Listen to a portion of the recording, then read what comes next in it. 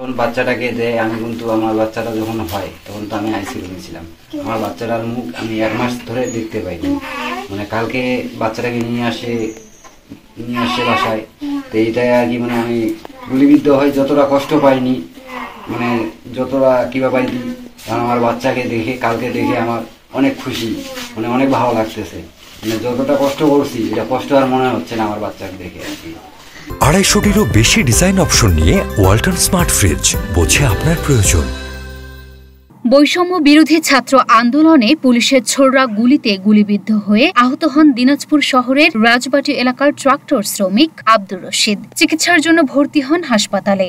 সংসারের অভাব অনটন, চিকিৎসা ও নবজাতকের ভরণ পোষণ নিয়ে দুশ্চিন্তায় এক আত্মীয়র কাছে 3 দিনের নবজাতক দত্তক দেন রশিদ রত্না দম্পতি। নবজাতককে বিক্রি করে স্বামীর চিকিৎসা করাচ্ছেন স্ত্রী, এমন শিরোনামে গতকাল সোমবার বিভিন্ন মিডিয়ায় সংবাদ প্রকাশিত হলে বিব্রতকর অবস্থায় পড়েন রশিদ ও রত্না। বিষয়টি বৈষম্য বিরোধী ছাত্র আন্দোলনের শিক্ষার্থী এবং দিনাজপুর সদর উপজেলা নির্বাহী কর্মকর্তা ফয়সাল আহমেদের নজরে আসে। পরে গতকাল সোমবার বিকেল 5টার দিকে বৈষম্য বিরোধী আন্দোলনের কয়েকজন শিক্ষার্থী, শিশুটির মা ও সমাজসেবা অধিদপ্তরের কর্মকর্তা শিশুটিকে ফেরত আনতে কুড়িগ্রাম শহরের ক্লিনিকপাড়া গ্রামে যান। প্রথমত যখন আহত অবস্থায় ছিল আমাদের আব্দুর রশিদ ভাই, তো আমরা শুরু থেকেই খোঁজ খবর নিচ্ছিলাম। তো 2 দিন পরে আমরা জানতে পারি যে বাচ্চা হস্তান্তরের বিষয়ে কিছু আর্থিক সহযোগিতা পেয়েছে, তাদের খুবই কাছের স্বজনের কাছেই দেওয়া হয়েছে বাচ্চাটা। তো তারপর আমরা বলেছি যে বাচ্চাটার বিনিময়ে যেহেতু আর্থিক সহযোগিতা নেওয়া হয়েছে, আমরা অর্থটা আপনাদেরকে দিচ্ছি, আপনারা বাচ্চাটা নিয়ে আসেন। আমরা অনেকভাবে বলার চেষ্টা করেছি। তো পরবর্তীতে ভাইদেরকে কথা বলার পর আমরা একটা প্রতিনিধি টিম, আমাদের মোহাম্মদ আলী ভাই সেখানে গিয়েছিল এবং 5 জনের টিম একটা গিয়েছিল। সেখানে যাওয়ার পর জানতে পারি যে সেখানে বাচ্চাটা খুবই ভালো থাকবে, যেহেতু পারিবারিক অবস্থা খুব খারাপ। তো আমরা তাৎক্ষণিকভাবে ওই কুড়িগ্রাম থেকে আব্দুর রশিদ ভাইদেরকে ফোন দেওয়া হয় যে আসলে বাচ্চাটাকে আপনারা নেবেন কিনা। তো এনারা জানায় যে বাচ্চাটা ওখানেই ভালো থাকবে এবং যেহেতু আমরা স্বেচ্ছায় দিয়েছি তো ওখানেই থাকুক আর কি, ওখানে থাকলেই ভালো থাকবে। প্রশাসনিক কর্মকর্তারা আমাদেরকে আবার ডাকে, ছাত্র যারা ছিলাম, ডাকার পর বলে যে বাচ্চাটাকে যাতে নিয়ে আসা হয়। তো এই জন্য আমাদের সদর ইউনো স্যারের পক্ষ থেকে আমাদের একটা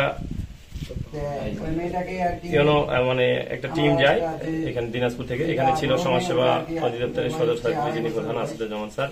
তো তারপরেও আমরা আসলে যেহেতু একটা বাড়তি ঘটনা ঘটে গেছে, সেই জায়গা থেকে আমরা বাচ্চাটাকে নিয়ে এসেছি। আমাদের প্রস্তাব থাকবে আব্দুর রশিদ ভাই এবং আমাদের যে ভাবি আছেন রত্না ভাবির কাছে, যে বাচ্চাটাকে যাতে সেই পরিবারের সঙ্গেও যোগাযোগ করার সুযোগ দেওয়া হয় আর কি, তাদের সঙ্গে যাতে যোগাযোগটা থাকে আর কি, যে ভালোবাসার একটা সম্পর্ক তৈরি হয়েছে, তাদের এই সম্পর্কটা যাতে একেবারে বিচ্ছেদ না করে যায়। সেখান থেকে রাত 1টার দিকে নবজাতককে জন্মদাতা মা বাবার কোলে তুলে দেওয়া হয়। কেমন ছিল? খারাপ তো লাগছিল, কিন্তু কোনো উপায় ছিল না। পরে ওই স্যারগুলো আসে বলতেছিল আমাদেরকে, আমরা বাধা দিয়েছিলাম মাঝখানে। কালকে আসে খুব অনুরোধ করে কালকে আমি নিজেই গেছিলাম, যাদেরকে নিয়ে আসছি। তারাও কি কান্না করছিল? তারা আর কি যে মা আর কি ছিল অভিযানে পড়ে গেছে, বাবাটা অনেক কান্না করছে। এই জন্য আমার বাচ্চা খুব ভালো যেন থাকে, যেন মানুষের মতো মানুষ করতে পারি। দোয়া করিয়েন এবং দোয়া রাখবেন যেন মানুষের মতো মানুষ করতে পারি বাচ্চাটাকে পেয়ে আমরা খুব খুশি হয়েছি। যে বাচ্চা চলে গেছিল অন্য এক জায়গায়, আবার ওই জায়গা থেকে বাচ্চা আমাদেরকে ফিরিয়ে আবার আমাদের কোলে আনে দিয়েছে, এই জন্য আমাদেরকে খুব ভালো লাগতেছে।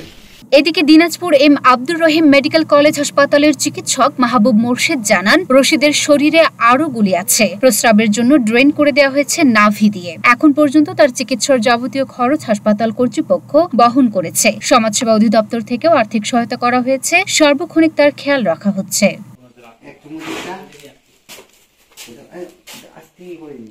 Luna Afroz Nipa, Dhaka post.